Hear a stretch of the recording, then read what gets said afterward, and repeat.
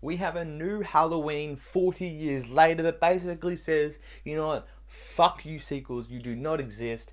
We're gonna go from 1978 to 2018, anything in between can get fucked. Halloween obviously stars Jamie Lee Curtis again as Laurie Strode, and it brings back the Shape, Michael Myers himself.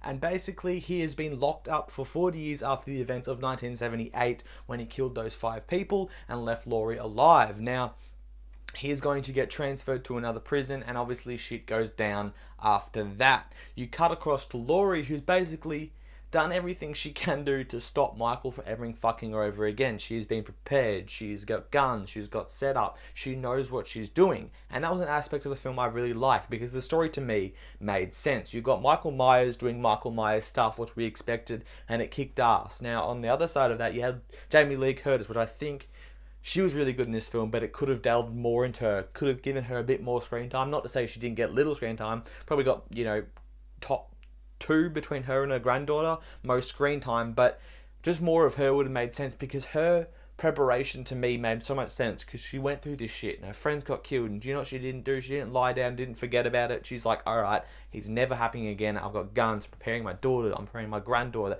my house is ready, I'm doing everything I can. She becomes obsessed with it, and I think that was a nice kind of story that made sense of what would actually happen all this time after this shit went down.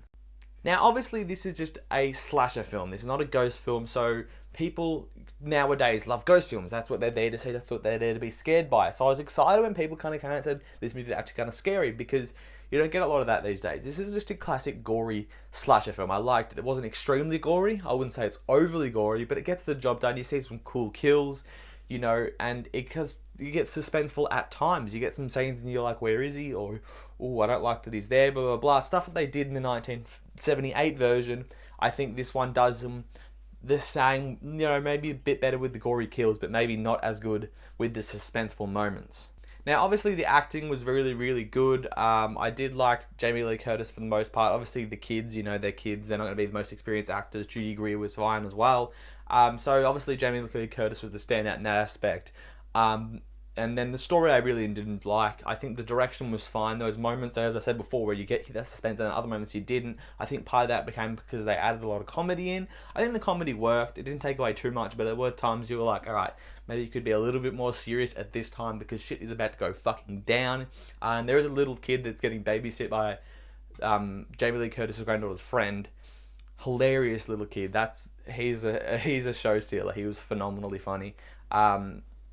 But the soundtrack was cool. They implemented a lot of suspense music, as well as the OG music, which I thought was a really nice touch, and really kind of shaped the movie out a little bit more. Now, I wouldn't go and say this movie is the best movie of all time, this is the greatest slasher of all time, but I think this movie did its job. It didn't do anything awfully. It kept you engaged for the most part. I love when horror movies have story that I can follow, and it's not just about the spooks or the scares or about the kills. It's about more than that, and that's what it did.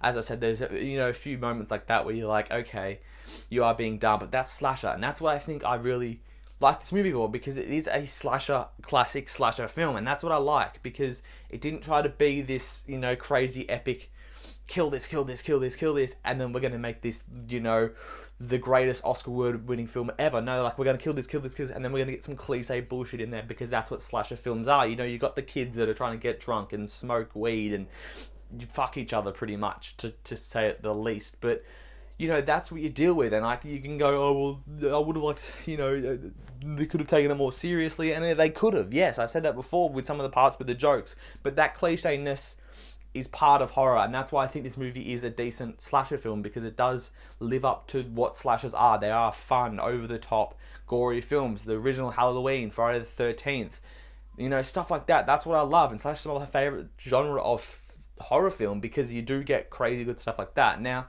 I was floating around with a rating for this movie, because I'm not, saying this movie, the grade I'm about to give before I give it, I'm not saying that these movies that got the same grade are better, because there's movies that I can definitely say got this grade that are a lot better than this one, but I think I'm giving this a higher grade because it does its job and it gets you people engaged, and I think a lot of people can enjoy this film in the masses and have fun with this film, and it really respects what slashers are in my mind.